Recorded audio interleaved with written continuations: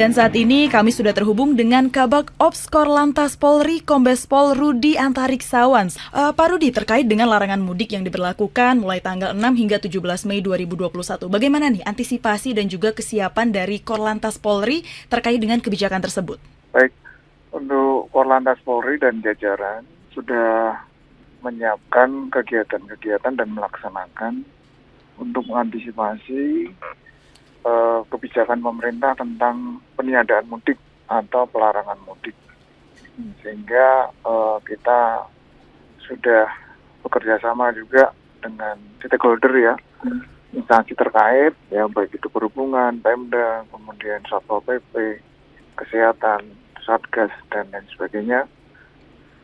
Dan salah satunya kita melaksanakan operasi keselamatan yang sudah dimulai tanggal 12 April kemarin sampai tanggal 25 April.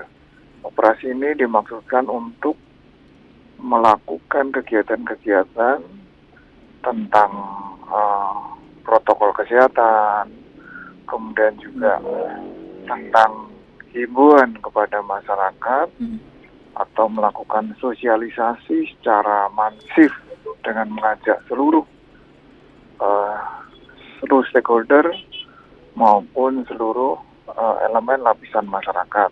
Misalnya kerjasama dengan seluruh tokoh masyarakat, tokoh pemuda, tokoh agama, kemudian panutan masyarakat, kemudian juga komunitas-komunitas ya, sehingga benar-benar masyarakat menyadari, memahami kenapa mudik ini dilarang ya, karena jelas kita bersama setiap libur panjang ini terjadi kenaikan angka COVID-19 yang cukup signifikan.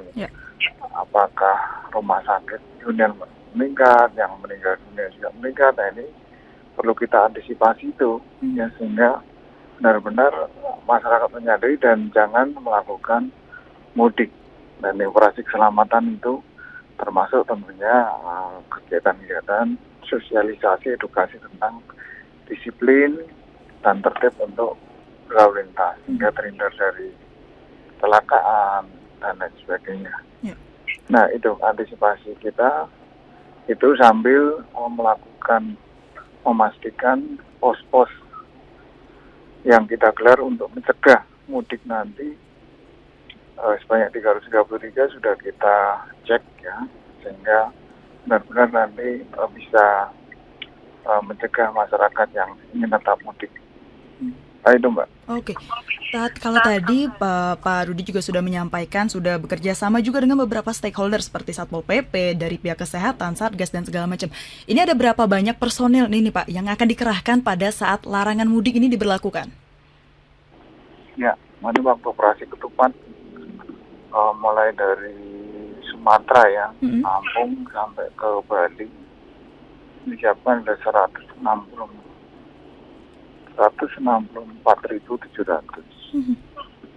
personil gabungan ya. Ini dari TNI, Polri, kemudian perhubungan, Satpol PP dan yang lainnya itu.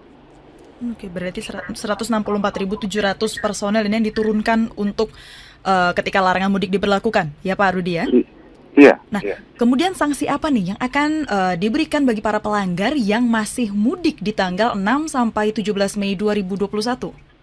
Ya, bagi yang belum menyadari, kemudian tentunya melakukan tetap nekat mudik, ya kita akan cegah dengan cara ya kita di pos-pos pengamanan sekaligus pos penyekatan ini akan kita kembalikan ke arah semula atau ke tempat titik berangkatnya itu.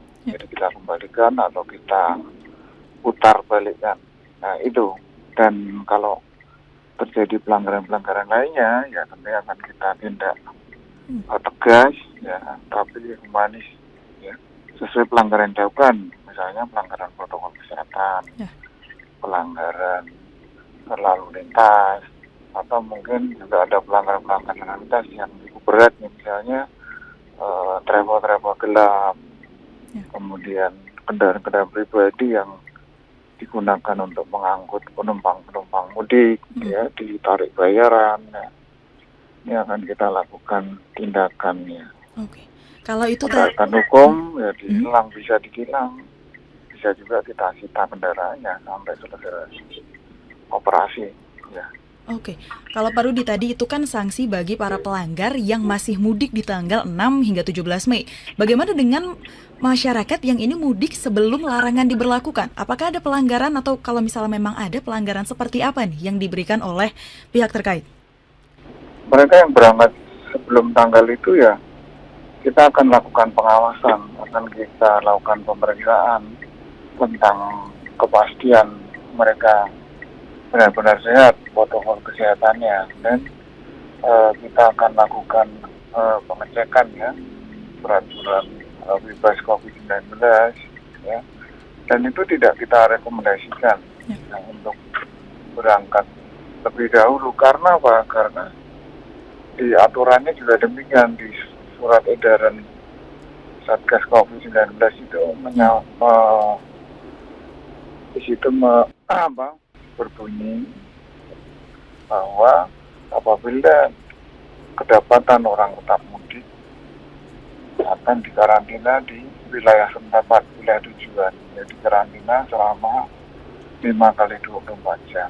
Apakah karantina oleh yang tempat yang di pemerintah daerah atau karantina mandiri ya, sehingga percuma saja ya bisa berangkat mendahului tapi ya nanti di sana dikarantina ya, lebih baik nggak usah mudik ya, untuk keselamatan kita bersama. Itu ya. Oke. Mungkin mau bertanya lagi nih Pak, untuk titik-titik penyekatan ini ada di berapa titik sih, dan sebenarnya ada di mana saja nih untuk posisinya? 333 titik penyekatan, dan itu terus kita evaluasi, kalau kita kurang ya kita tambah. Oh, berarti kedepannya akan ada penambahan juga berarti ya Pak ya? Iya, kalau memang ditemukan masih ada akses pintu yang dia bisa lolos ya kita tambah. Tapi sepanjang ini sudah kita lihat benar, kita pastikan nggak ada yang bisa lolos. Jadi jalur-jalur mulai dari Lampung sampai Bali sudah kita perketat. Baik itu jalur tol, arteri, alternatif, ya. Kemudian ada jalan Pantura, selatan, tengah, gitu. Semua kita lakukan penyekatan dengan jajaran dan 24 jam penuh kita siagakan. Oke, baik Pak Rudi, mungkin terakhir ini himbauan atau mungkin saran yang ingin disampaikan untuk masyarakat. Ya sudah, tentunya itu ya jangan mudik ya, untuk keselamatan kita bersama ya. Karena kalau kita paksa nanti akan dikarantina, kemudian juga akan menulari.